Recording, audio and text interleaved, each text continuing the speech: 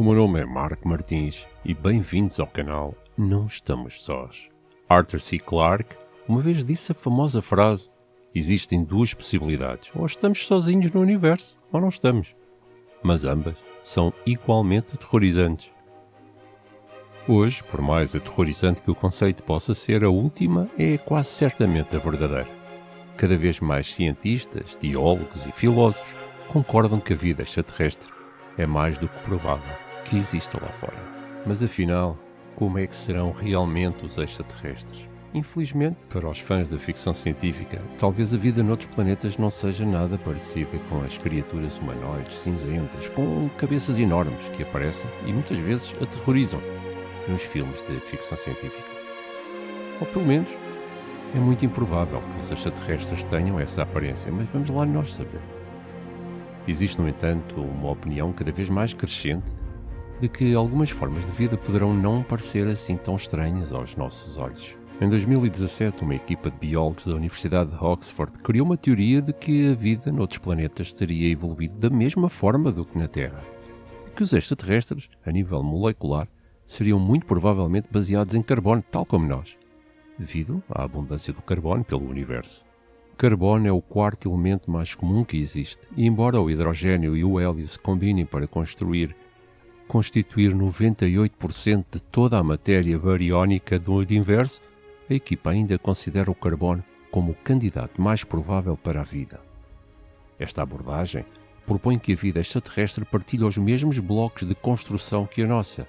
Porém, também é possível que os extraterrestres sejam inteiramente compostos por outros elementos.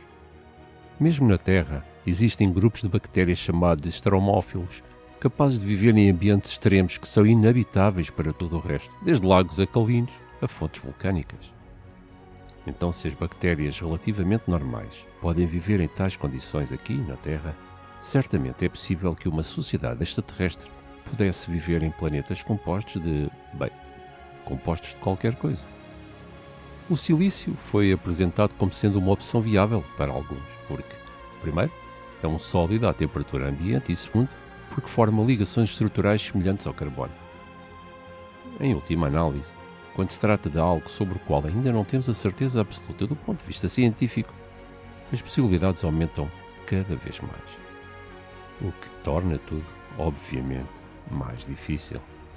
Apesar das buscas por um mundo semelhante ao nosso, a verdade é que não existem assim tantos planetas como o nosso. A maioria são lugares inóspitos e implacáveis, mesmo aqueles que foram encontrados em zonas aparentemente habitáveis. Portanto, a probabilidade da evolução acontecer, tal como nós a conhecemos, é mesmo muito baixa.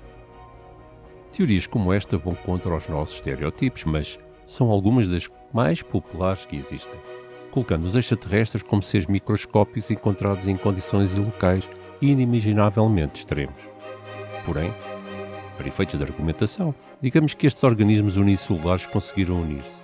Se assim fosse, lá nos confins infinitos do tempo e do espaço, a evolução, eventualmente ou mesmo inevitavelmente, começaria. E a seleção natural moldaria o surgimento da vida em qualquer planeta, tal como aconteceu aqui. Então, depois de evoluir para criar vida senciente, existem regras universais relativas à aparência física e à biológica.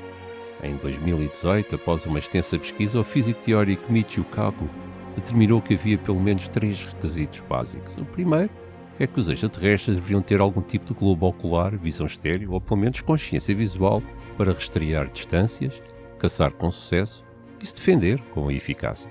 Analisando de uma forma mais ampla, houve quem sugerisse que uma espécie exótica certamente precisaria de algum tipo de conexão sensorial para sobreviver. Em seguida, Kaku afirma que os extraterrestres precisariam do apêndice de preensão, novamente para caçar, mas também para criar ferramentas e usá-las. Nós, os humanos, pensamos que os nossos polegares opositores são a principal razão pela qual evoluímos dessa maneira. Mas o equivalente extraterrestre não precisa de se parecer com a nossa configuração braço, com mão, com polegar. É verdade que a ficção científica às vezes mostra-nos extraterrestres com tentáculos saindo de todas as partes do corpo, mas a ideia básica não é assim tão diferente. Desde que o corpo desenvolva um meio de controlar o que está imediatamente à sua volta para o seu movimento, segurança e alimentação, bem como para alojar quaisquer órgãos internos que carregue, então as suas probabilidades de sobrevivência serão muito maiores. Finalmente, Kako sugere que uma forma de vida extraterrestre também pode ter desenvolvido um tipo de comunicação ou de linguagem. É claro que os humanos criaram vários métodos de comunicação ao longo do tempo, mas não há nenhuma razão real para acreditar que os extraterrestres falariam ou escreveriam uns aos outros da mesma forma que nós. Na verdade, a barreira linguística sem precedentes é um dos maiores obstáculos para qualquer um que possa prever como seria o primeiro contacto com uma raça extraterrestre, porque será que saberíamos que isso estava a acontecer? Curiosamente, o próprio Michio Kaku identificou o polvo como correspondendo à maioria dos critérios extraterrestres, menos, claro, o idioma.